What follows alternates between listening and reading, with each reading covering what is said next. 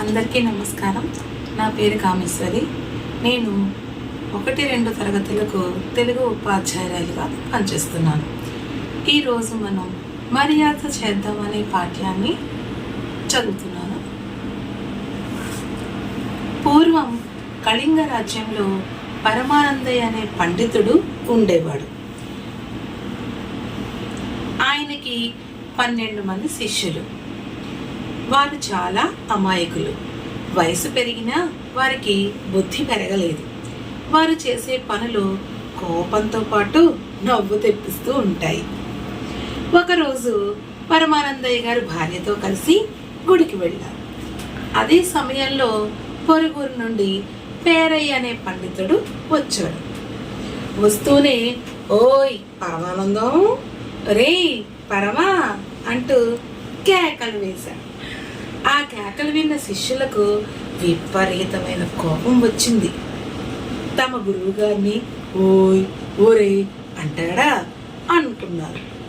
అంతే, ఆయన్ని ఇంట్లో స్తంభానికి కట్టేశారు. కొట్టడానికి కర్రల కోసం ఇద్దరు బయటికి వెళ్ళారు.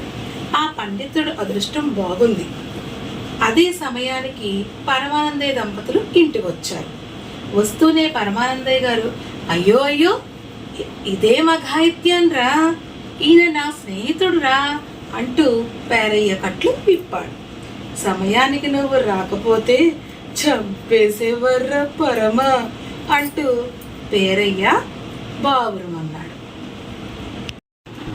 పరమానందయ్య గురువు గారికి 12 మంది శిష్యులు ఉండేవారు. వాళ్ళు చేసే పనులు ఎవరికి నచ్చేవి కాదు, కానీ నవ్వు తెప్పిస్తూ ఉండేవి. ఒకసారి గురువు గారు వాళ్ళ దంపతులు ఇద్దరూ కలిసి గుడికి వెళ్ళారు. ఈ లోపల పక్క ఊరు నుండి పేరయ్య అనే పండితుడు అతని స్నేహితుడు ఇంటికి వచ్చాడు. వస్తూనే, రే పరమం, రే పరమానందయ్య అంటూ గట్టిగా అరుస్తూ వచ్చాడనమాట. ఈ మాటలు విన్న శిష్యులకి చాలా కోపం వచ్చింది.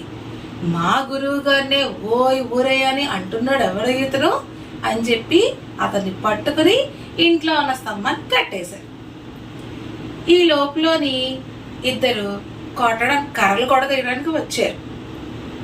అదే సమయానికి గురువు గారు రావడంతో ఆయన బతికిపోయాడు. అయితే అతను అన్నాడు, మనం సమయానికి వచ్చావరా బాబు, లేకపోతే నన్ను మీ శిష్యులు ఇంకా ఏం చేసేవారో అంటూ బేలగా మొహం పెట్టి అన్నారు.